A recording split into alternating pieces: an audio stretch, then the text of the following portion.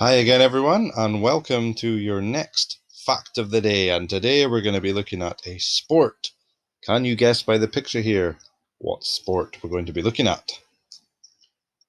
Very well done, have you said? Tennis! Tennis, I love tennis. I'm not very good at it, but I do love to watch tennis and play it every now and then. Um, the main thing we're going to learn about is the big tennis tournaments, but we'll have a little look in case you're not aware of some of the some of the rules. So we'll go to the next picture. Excuse me. And basically, you're hitting the ball back and forth over the net, and the ball cannot bounce twice. You have to get to it before the second bounce.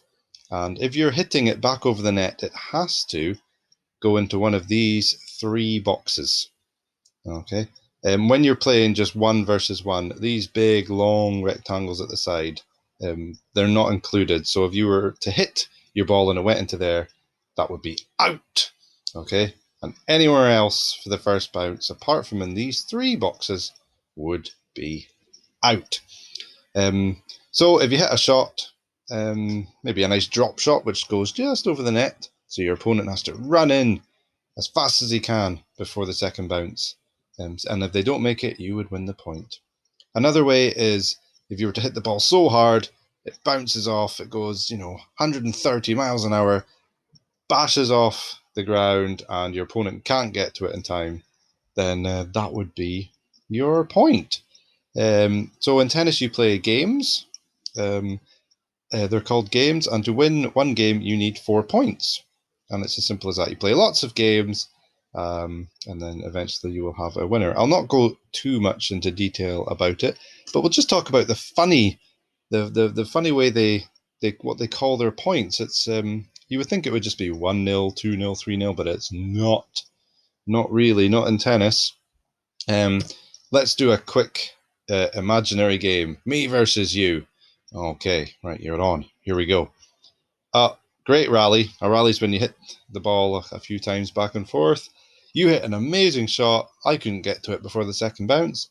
So you would get the first point, and it wouldn't be 1-0, it would be 15-0. But actually, in tennis, you would say 15 love. If you've got nothing, you have love. So 15 love. Well done, you. Let's have another rally. So, bang, bang, bang, bang, bang. Oh, too good for me. You win the second point. That would actually be 30 love. So not 2-0, but 30 love. Don't ask me why it's like this. I don't know. There's a few different theories. Um, but yeah, it takes a while to get used to, but once you're used to it, it's very easy. So let's have another rally. I'm not happy about this. I've still got love. I've got nothing here. Let's have another rally. Bang, bang, bang. Oh, that was a great shot. Ah, another one. So You've won 3 points now. So you would be up 40 love.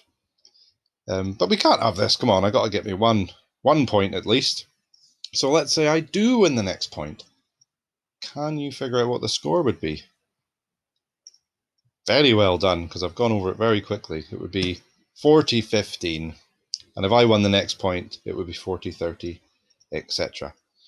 But let's say you've got 40, you win the next point, that means you win the game. Way! Nice one. And then, so you would win that first game, then you would play another game, and you play so many games until you have a winner. Very, very simple. And just going back to this original shot, I've circled it in red here. You can see the man who's just hit the ball. He is up 30 love. So he's winning this game. And if he wins 2 more points, he'll win that game because he'll be 40 love up. And then if he wins a point after that, he would have won the game. Good stuff. Now, let's say, since you're so good at tennis, you want to do it for a living. What would be your main goal? What big tournament would you want to win? There's lots of them out there, hundreds, thousands of tournaments. But there's a few big ones. There's actually four big tournaments, and they are called Grand Slams. Okay, they're even more important to tennis players than Olympic gold. I would say. There may be one or two that would prefer Olympic gold, but in general, if you asked a tennis player, what would you want to win? They would say, I'd want to win a Grand Slam. I'd want to win one of these 4 tournaments. And they're all over the world. Let's go and have a look, shall we? So we need to go to Google Earth. The first one is way over here. Well, the first one we're going to look at is in Australia. And it is in a city called Melbourne, just down here. Not too far away from Sydney. So let's just zoom in. We'll have a quick look. I'll not go into too much detail, but this is one of the Grand Slams. And it's called I keep wanting to say the US Open. The Australian Open. It's called the Australian Open. And you can see the amount of tennis courts they've got here. These blue, hard tennis courts, very hard, these courts, sort of like concrete. And they need all these courts for such a big tournament. You can't just play it all on one court. It would take forever. Okay. I've been very lucky. I've actually seen these courts. Sadly, I didn't see anyone play because it wasn't around that time. But I got a very cool view. Let me just head up this way. This is where I want to go. And I went up this tower here, the Eureka Tower, and I got a great view down. You can just make it out there. There's some glass with gold in it at the top, which is very, very cool. The Eureka Tower. So I got good views of the tennis court there. So that is the Australian Open, and I've got a picture of it here.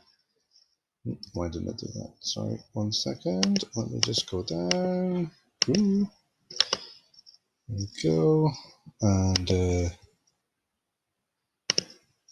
that's it. Good stuff. So that is the Australian Open. Look at the crowds. Quite incredible. Here's, this year's winner, actually. This is Novak Djokovic with a big trophy. He's won it lots of times. 7 or 8. Can't quite remember exactly which. And that is a very big trophy for the women. Very, very, very cool. So that's the Australian Open. If you win that, wow, that is something special. Let's go back to Google Earth. Where is the next tournament? Let's have a look. Well, the next one we're going to have a look at is the US Open. Where would the US Open be, do you think?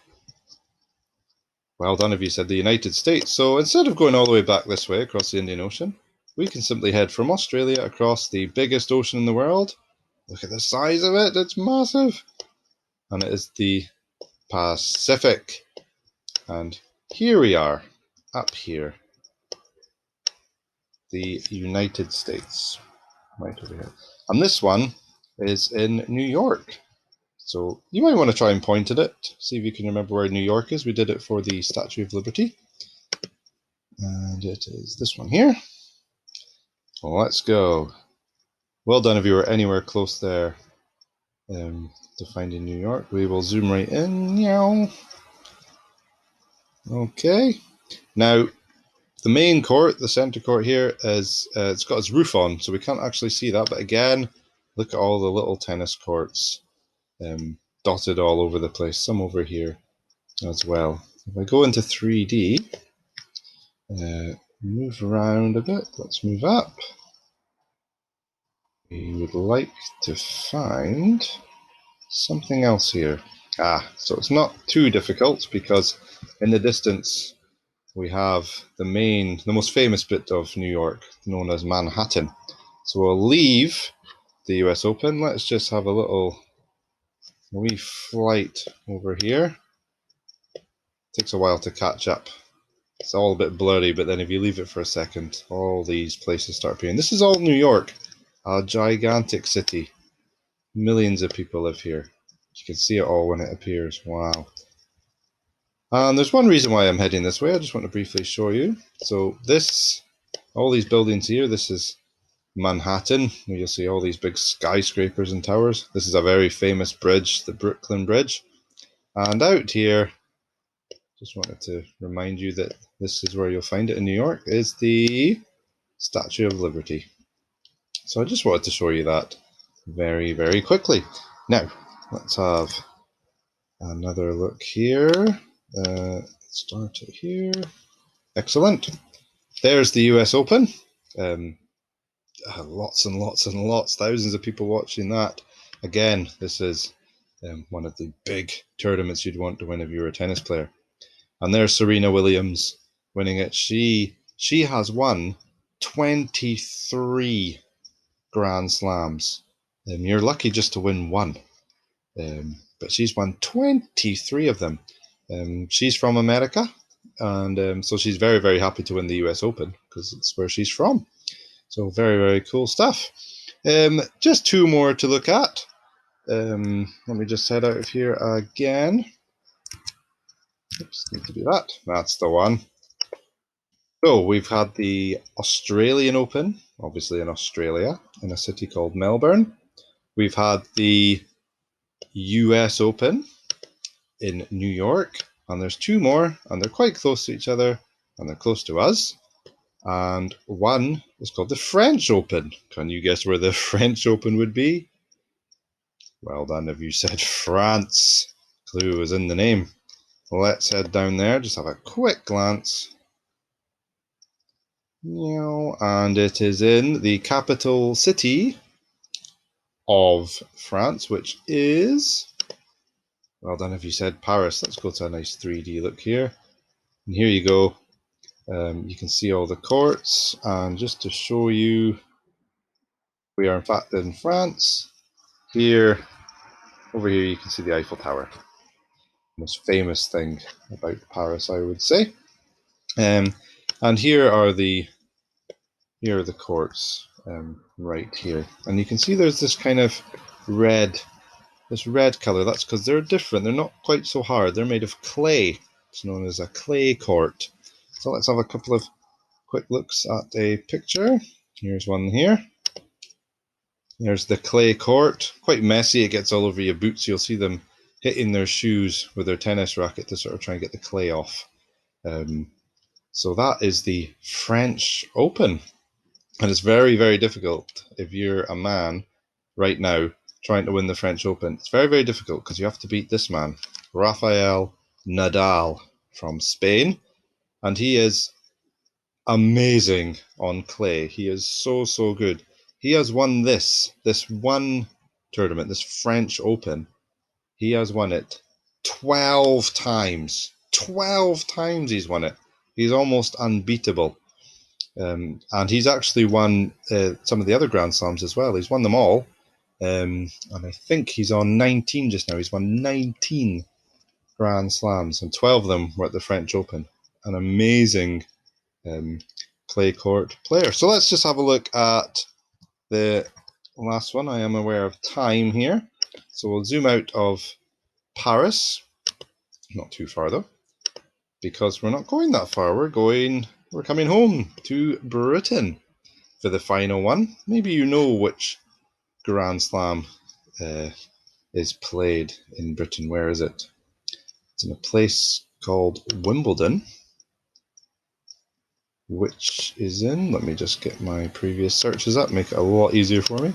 Wimbledon is in the capital city of Britain. See if you know what it is. London. So we're in London now at Wimbledon. Very, very famous. The oldest of the Grand Slams. And you can see, let's actually just have some fun here. So here are all the tennis courts. I'll zoom in a tiny bit more for you. Try and count them all. See if you can count how many there are. Because there's a lot. There's a lot at Wimbledon. This is the main one here. This is court number 1. This is centre court. This is where the final is played. Right here. Very, very cool. I love watching Wimbledon. Sadly cancelled this year along with many other things. But have a count. Have a pause. And you should have counted 18 grass courts. There are other tennis courts, but 18 grass courts. Wimbledon is played on grass, But I've never played on a grass tennis court. I think it would be very, very cool. Very fast. The ball skips off the surface really, really, really fast. So there's Wimbledon. Let's just learn one or two cool things about Wimbledon, because it'll be a bit of fun just before we finish off.